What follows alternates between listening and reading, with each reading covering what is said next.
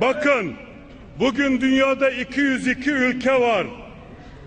Türkiye merkezli insani yardım kuruluşları 110 ülkede yardım faaliyeti yürütüyor. 110 ülkedeki yoksullara, yetimlere, dullara el uzatıyoruz.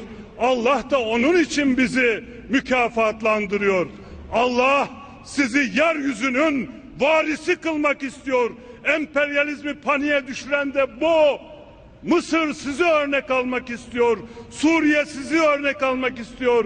Yeryüzündeki 1,5 milyar Müslüman sizin için dua ediyor. Allah'a şükür ki fazla gün geçmeden Bursa'dan 44. tırı da birlikte uğurluyoruz. İnşallah kardeşlerimizin ihtiyaçlarını görecek bu tür yardımların daha fazlasını Bursa yapacak güçtedir. El birliğiyle de inşallah yapacağız ve yapmaya da devam edeceğiz. Duamız, sözümüz bu zulmün bitmesi, akan kanın durmasıdır. Türkiye'ye gelen yüz binleri geçen Müslüman kardeşlerimizi niye misafir ediyoruz diyen, onları niye kabul ediyoruz diyenlere zaten söylenecek hiçbir söz yok. Ama burada bir ensar muhacir dayanışması var.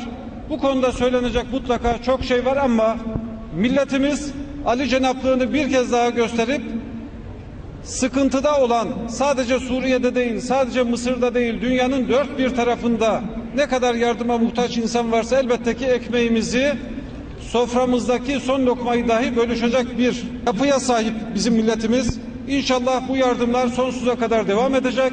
Temennimiz yardıma muhtaç insanlar kalmayıncaya kadar bu mücadelemizin devam etmesidir. Sizi selamların en güzeli olan Allah'ın selamıyla selamlıyorum.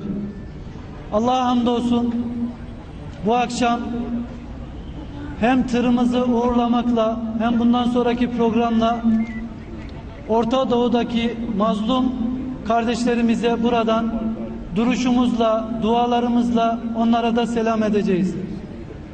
Evet, zaten söylenenler söylendi. Şu anda Bursa'dan biz hiç hızımızı kesmeden Ramazan'da yapmış olduğunuz o yardımlar inşallah o hızla da devam eder. Çünkü Suriye'de gerçekten acı devam ediyor, zulüm devam ediyor.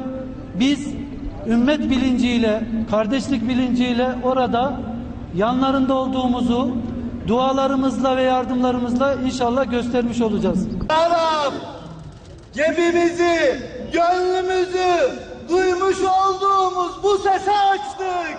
Nasıl ki Hz. İbrahim Aleyhisselam'ın hacı için buyurun gelin duasına lebbeyk Allahümme lebbeyk demiş olduğumuz gibi şimdi şu anda da yeryüzünde ezilmiş, zulme uğramış mazlum kardeşlerimizin sesini duyuyor ve onların yanında yer almak amacıyla şu gökyüzüne rahmet rahmet dalga dalga uzanan ezan Muhammedilerin duaların en makbul olmuş olduğu zamanlarda ya Rab.